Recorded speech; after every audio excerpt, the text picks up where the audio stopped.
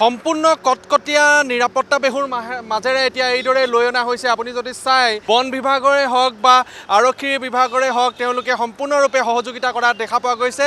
এয়া হৈছে animal ambulance. এই এনিমেল এম্বুলেন্সসমূহত এতিয়া এইদৰেই হাতীসমূহ অসমৰ ৰাজপথেৰে সৰবৰাহ কৰা হৈছে, বহিৰাজ্যলৈ লৈ যোৱা হৈছে। অসমক নমস্কাৰ, বিদায় অসম। ঠিক এই বাৰ্তা দিয়েই এক অনিশ্চিত ভৱিষ্যতক ধিয়াই গুজৰাটৰ আম্বানীৰ চিৰিয়াখানালৈ বাট বুলিছে হাতীয়ে।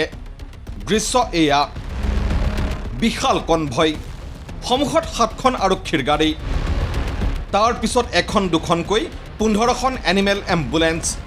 প্ৰতিখন এম্বুলেন্সত হাতী।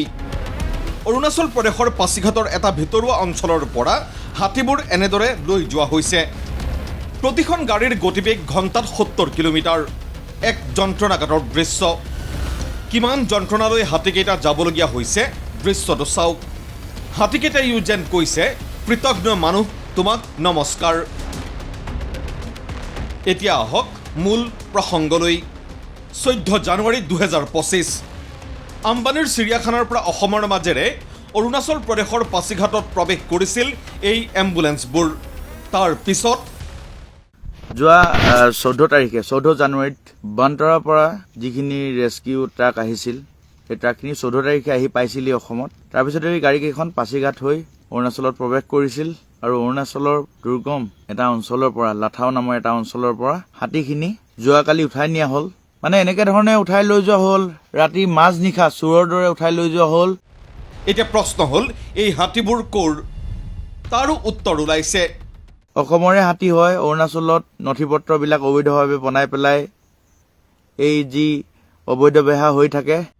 হাতীৰ ঠিকনা যেতিয়া জানিলে, তেতিয়াহ'লে এইবাৰ জানক কোনবোৰ হাতীক নিয়া হ'ল ৰেস্কিউ এণ্ড ৰিহেবিলিটেশ্যন কিংডমলৈ। যিবিলাক হাতীখিনি দুখ পোৱা যায়, সেই দুখ পোৱা হাতীখিনি বা বেমাৰ হৈ থকা হাতীখিনি বা যাৰ ঘৰৰ মানুহে হাতীটো পুহিব পৰা নাই, বুঢ়া হৈ গ'ল, সেই হাতীখিনি ৰেস্কিউ কৰি পেলাই ভণ্টাৰালৈ লৈ যোৱা, সেই তেনেকুৱা ধৰণৰ তেওঁলোকে এটা পলিচি কৰি লৈছিল। কিন্তু বৰ্তমান কি হৈছে, সৰু সৰু হাতীবিলাক লৈ যোৱা হৈছে ভণ্টাৰালৈ।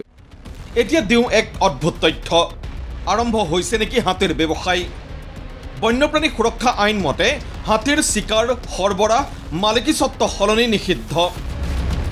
উপহাৰ আৰু উত্তৰাধিকাৰী সূত্ৰে পোৱা হাতীৰ মালিকীস্বত্ব সলনি হয়। এতিয়া যিবোৰ হাতী আম্বানীৰ চিৰিয়াখানালৈ নিয়া হৈছে, সেই হাতীবোৰৰ মালিকীস্বত্ব কেনেদৰে সলনি কৰা হৈছে? যদি অসুস্থ হাতী নিয়া হৈছে, তেন্তে বোকাখাটৰ পাণবাৰীস্থিত CWRC অথবা বন্যপ্ৰাণী পুনঃসংস্থাপন কেন্দ্ৰলৈ নানি 3000 কিলোমিটাৰ দূৰত্বৰ জামনগৰলৈ কিয় নিয়া হৈছে? জামনগৰলৈ নিয়া হাতীবোৰৰ DNA পৰীক্ষা কৰি মাইক্ৰ'চিপছ সংস্থাপন কৰা হৈছেনে? যদি চিপ সংস্থাপন কৰা হৈছে, তেন্তে সেই চিপবোৰ কেনেদৰে আৰু কোনে সংস্থাপন কৰিলে? তাৰ পৰীক্ষা অসমৰ বন বিভাগে কৰিছেনে? কাৰণ পূৰ্বতেও উন্নী আৰু লখিমী নামৰ দুটা হাতীক চিপ সংস্থাপন নকৰাকৈ লৈ যোৱা হৈছিল বহিৰাজ্যলৈ। সেই ঘটনাৰ আঁত ধৰি এই প্ৰশ্ন হয়, এই হাতীবোৰৰ চিপ সংস্থাপন কৰা হৈছিল নে? যদি নাই কৰা, তেন্তে ইয়াৰ আঁৰত আছে নেকি বন্যপ্ৰাণীৰ অবৈধ সৰবৰাহৰ এক ভয়ানক কাৰবাৰ, যাক বৈধ ৰূপ দিয়া হৈছে দিনৰ পোহৰৰ মাজতেই? Bureau report, ND24।